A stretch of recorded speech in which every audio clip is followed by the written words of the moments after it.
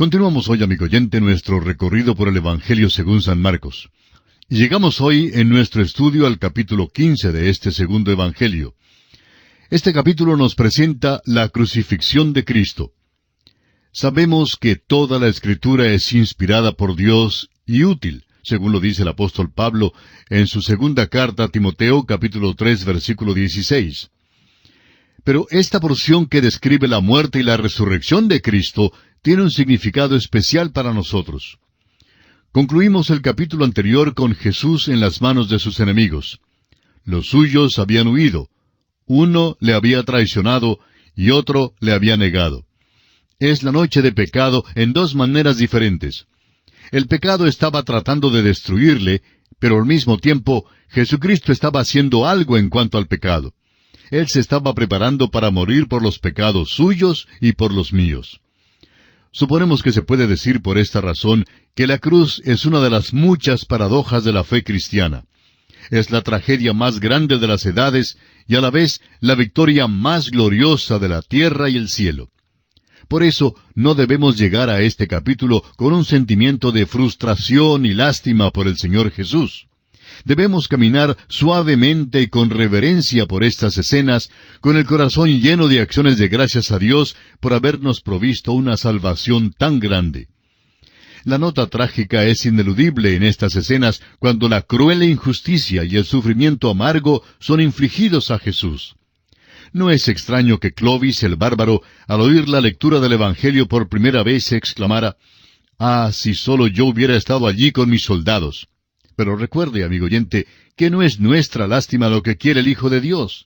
Lo que Él desea es nuestra fe. Cree en el Señor Jesucristo, dice Él. El apóstol Pablo, en su carta a los Romanos capítulo 10, versículos 9 y 10, dice que si confesares con tu boca que Jesús es el Señor, y creyeres en tu corazón que Dios le levantó de los muertos, serás salvo. Porque con el corazón se cree para justicia, pero con la boca se confiesa para salvación. Marcos, como lo hemos dicho antes, es el Evangelio de acción. El capítulo 15 de Marcos manifiesta la meta suprema de esta acción. La crucifixión es a la vez el clímax y el colmo de esta acción.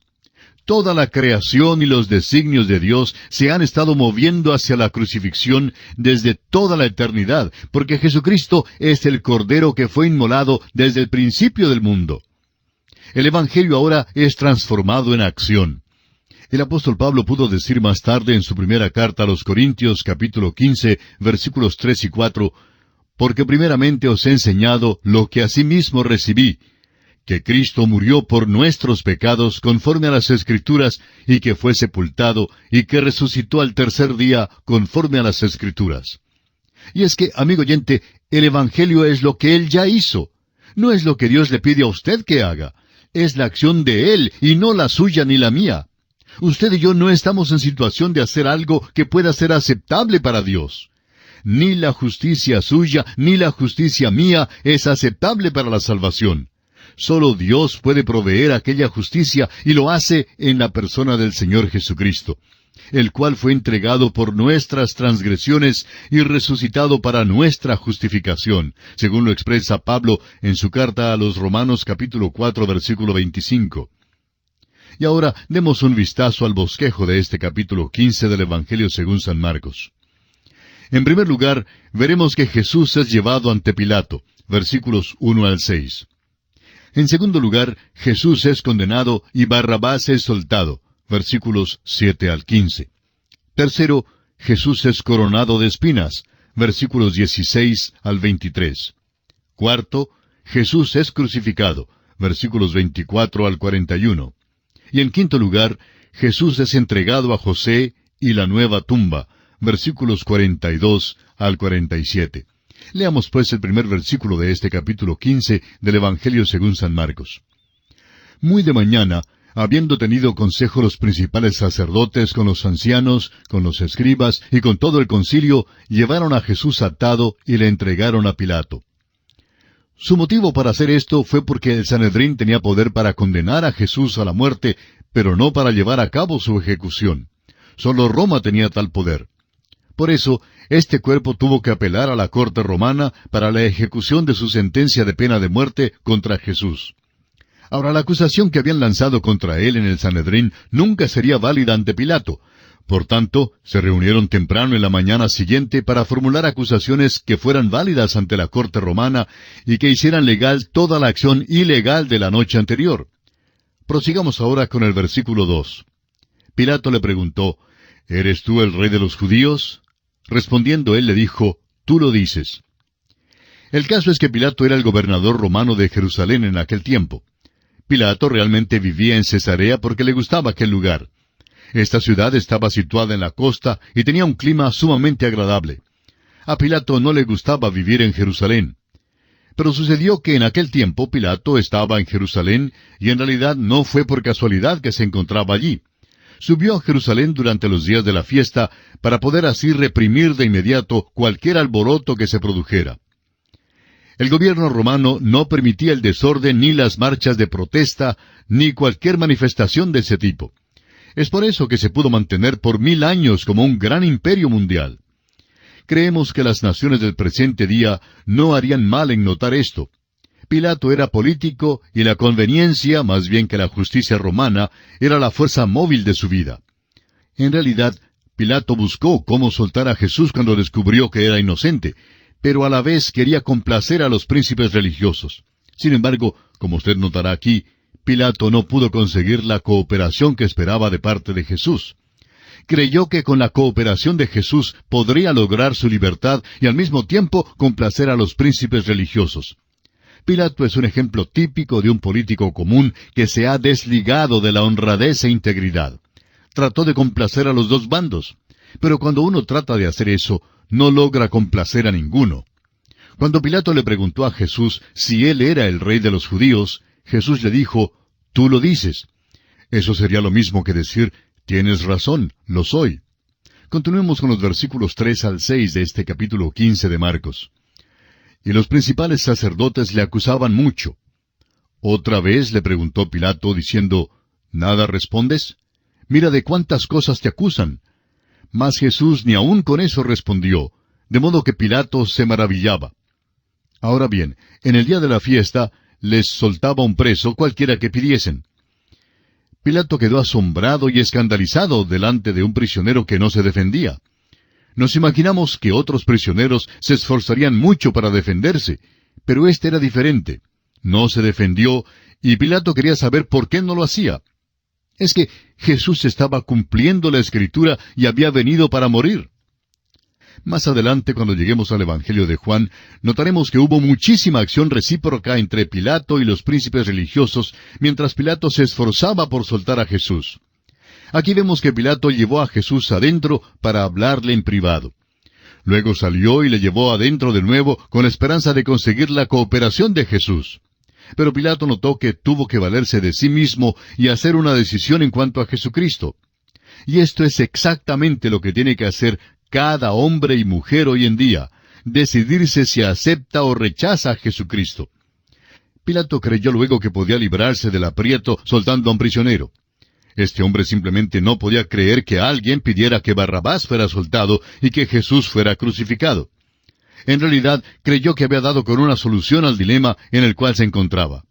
Leamos ahora el versículo 7 de este capítulo 15 de Marcos.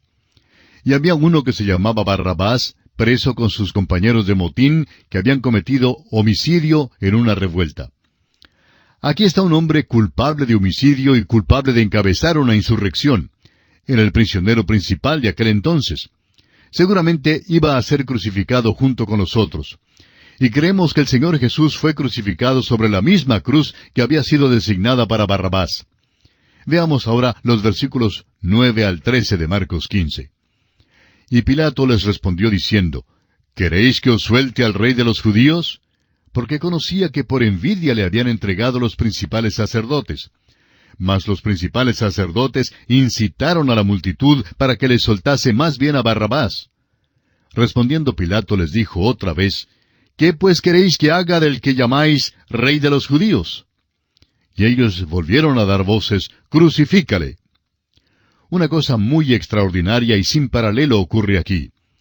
Estamos seguros que le era muy evidente a Pilato que las acusaciones lanzadas contra Jesús eran falsas. Pilato tenía a su cargo un prisionero que era el criminal más conocido, y por tanto hace la comparación entre Jesús y Barrabás. Creyó, por cierto, que el pueblo no se atrevería a pedir que Barrabás fuera liberado y que Jesús fuera crucificado.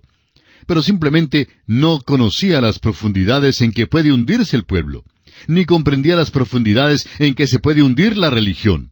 Quedó tan horrorizado cuando le pidieron que Barrabás fuera soltado, que él, el juez, le preguntó al pueblo lo que él debía de hacer con Jesús. Creemos que estaba totalmente asustado y desesperado. Los príncipes religiosos le habían dado órdenes a la multitud de pedir que Jesús fuera crucificado. Aquí vemos la oclocracia, o sea, el gobierno de las turbas en su forma más violenta. Cuando Pilato preguntó qué mal Jesús había hecho, simplemente gritaban más y más, «¡Crucifícale!». Ninguna multitud está preparada para razonar u obrar según el parecer de sus integrantes. Todo lo que pueden hacer es gritar, «¡Crucifícale!». Sigamos ahora con el versículo 15 que dice, «Y Pilato, queriendo satisfacer al pueblo, les soltó a Barrabás y entregó a Jesús después de azotarle para que fuese crucificado». Es obvio que Pilato era un político débil y vacilante.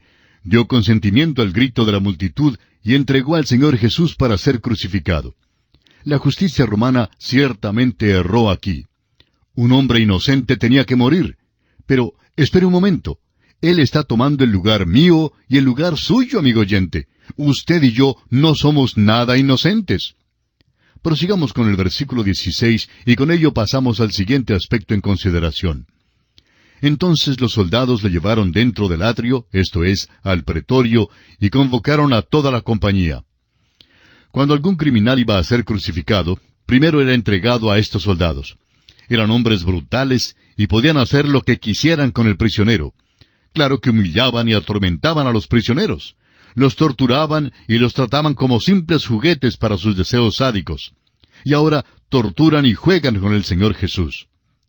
En el Evangelio de Mateo sugerimos que jugaron con él un juego romano. Todos descargaban sus puños sobre la cara de Jesús. Luego le vendaban los ojos y todos menos uno le golpeaban. Y amigo oyente, créanos que le golpearon. Le golpearon a pulpa.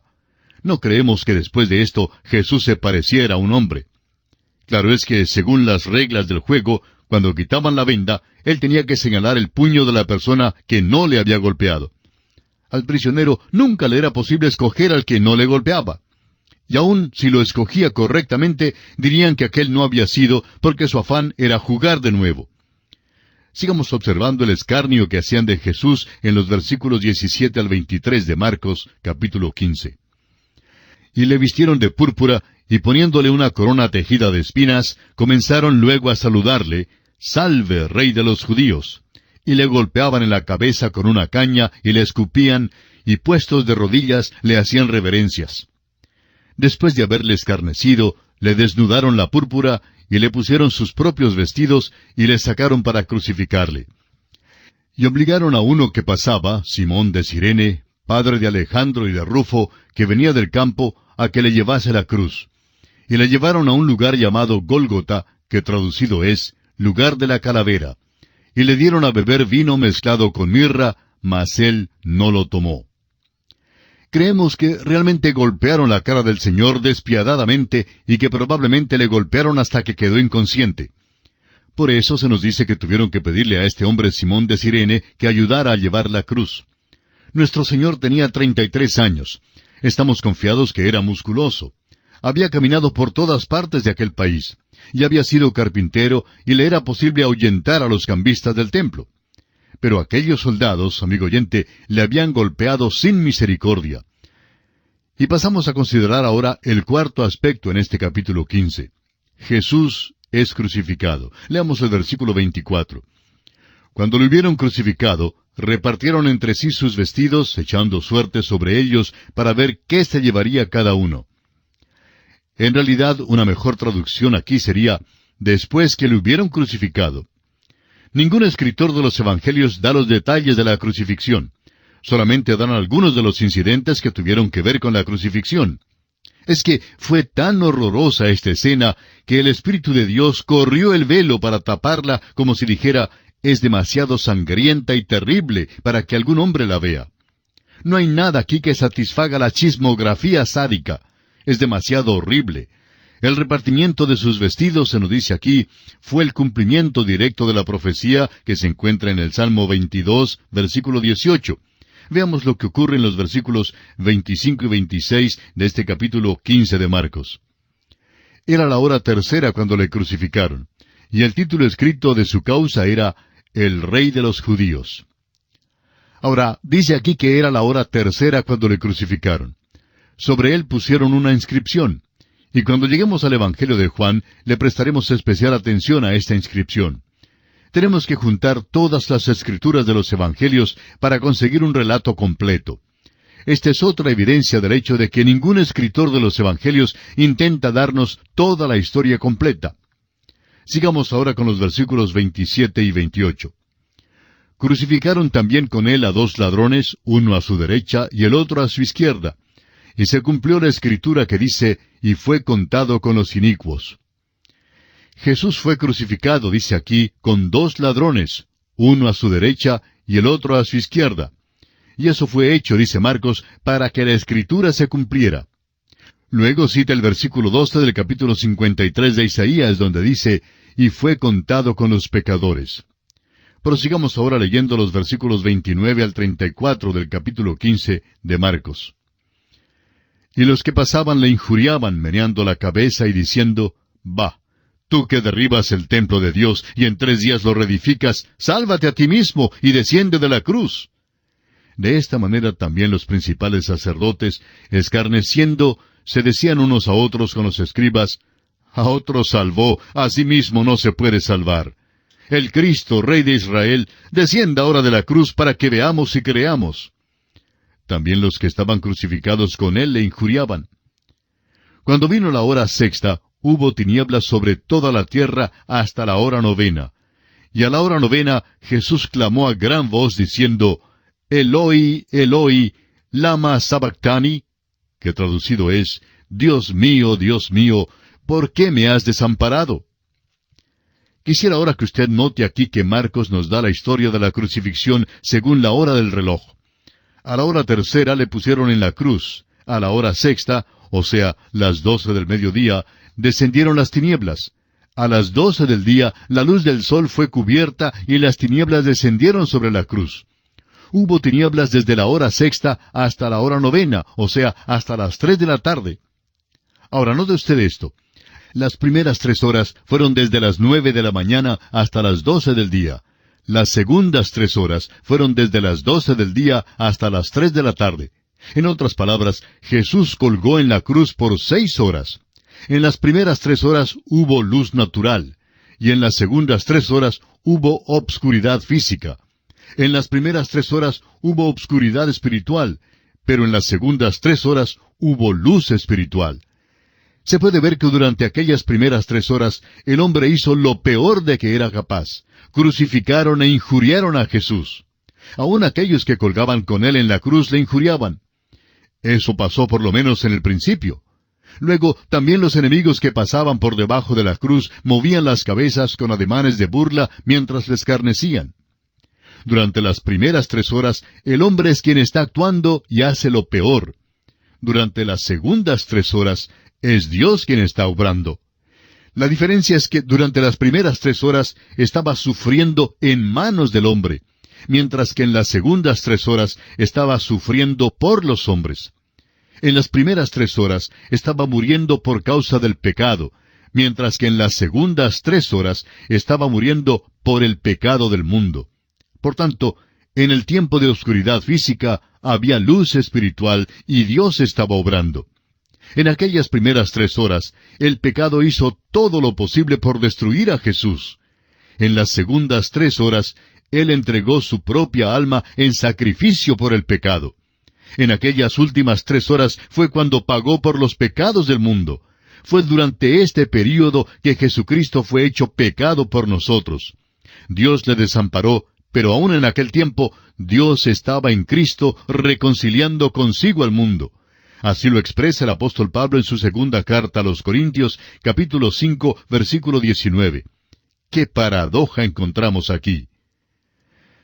Sigamos observando este drama a la luz de los versículos 35 al 38. Y algunos de los que estaban allí decían al oírlo, «Mirad, llama a Elías». Y corrió uno y empapando una esponja en vinagre y poniéndola en una caña, le dio a beber, diciendo, «Dejad, veamos si viene Elías a bajarle». Mas Jesús, dando una gran voz, expiró. Entonces el velo del templo se rasgó en dos, de arriba a abajo.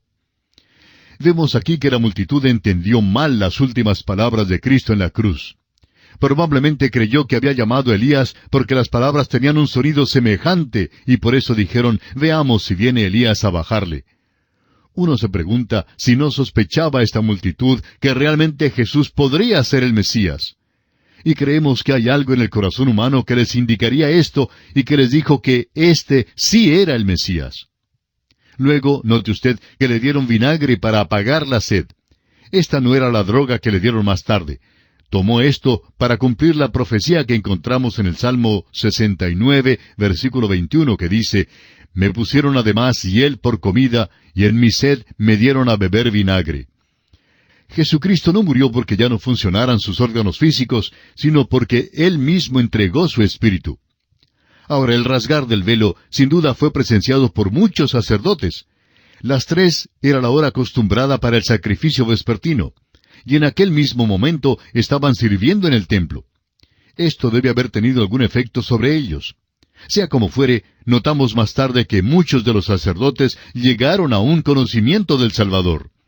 Hechos 6:7 nos dice, «Y crecía la palabra del Señor, y el número de los discípulos se multiplicaba grandemente en Jerusalén. También muchos de los sacerdotes obedecían a la fe». Esto revela que muchos de los sacerdotes creyeron en el Señor Jesucristo, y tenemos mucha razón para creer que algunos de ellos eran los que estaban sirviendo en el templo a la hora de la crucifixión. El hecho de que el mismo momento cuando Jesús expiró fue el momento en que el velo se rasgó en dos, no fue accidental en manera alguna. Además, creemos que estos dos eventos son mencionados al mismo tiempo para cumplir un propósito específico.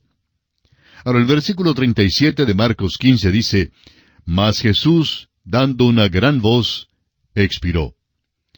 Jesucristo no pudo haber muerto porque cesaron las funciones de sus órganos vitales. Él murió de una manera diferente a cualquiera de nosotros. Si usted ha presenciado la muerte de una persona, habrá notado que siempre le sobreviene el estertor. Lo último que tratamos de hacer es inhalar. Lo que más anhelamos es aquel suspiro final. Jesucristo, en cambio, no hizo eso. En una acción de su soberana voluntad, Jesús entregó su propio espíritu. Por eso, hasta en sus aspectos físicos, la muerte de Jesucristo fue un evento singular que lo separa de toda la humanidad. Continuamos hoy, amigo oyente, nuestro viaje por el Evangelio según San Marcos. Al concluir nuestro programa anterior, estábamos hablando de la muerte de Cristo. Y dijimos que el Señor Jesús no pudo haber muerto simplemente porque cesaron las funciones de sus órganos vitales, sino que Él murió de una manera diferente a la que hubiera muerto cualquiera de nosotros.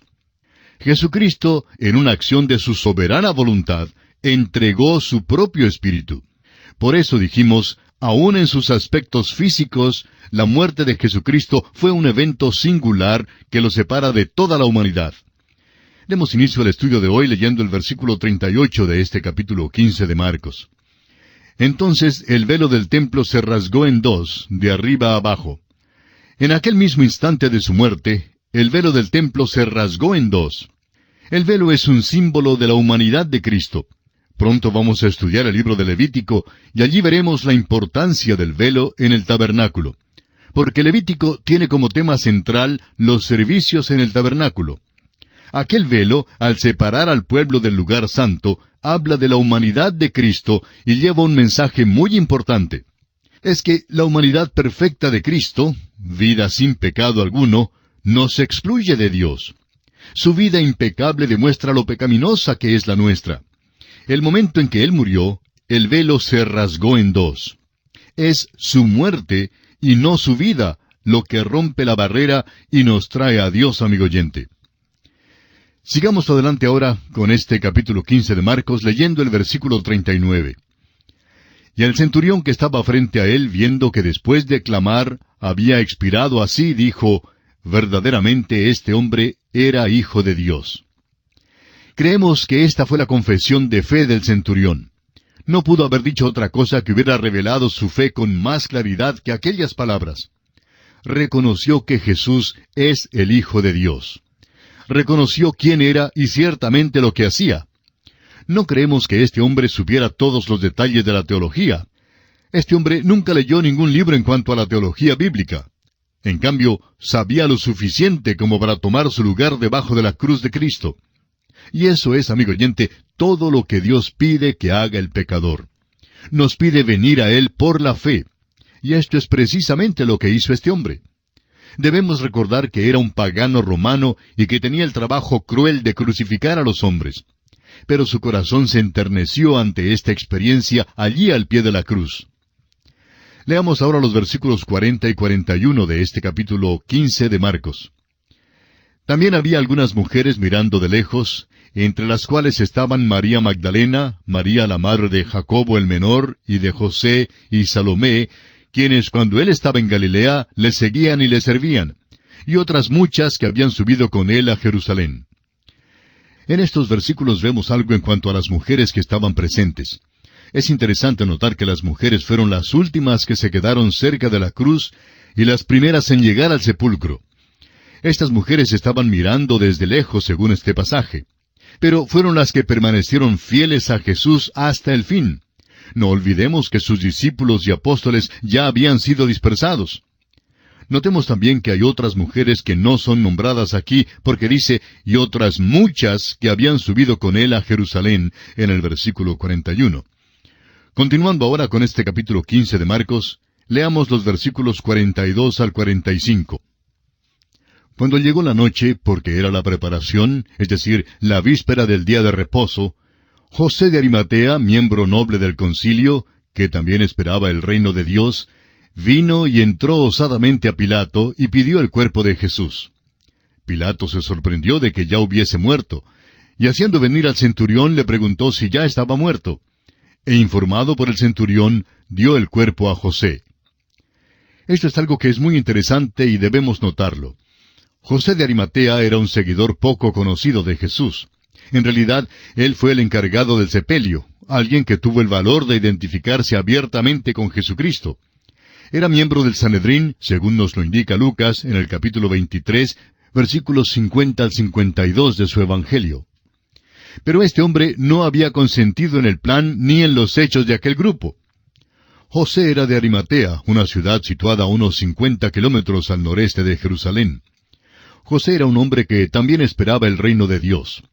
Se distinguió por ser un hombre que no titubeó en identificarse como un seguidor del Señor Jesús, aun cuando los apóstoles se habían escondido, y entonces va y pide el cuerpo de Jesús.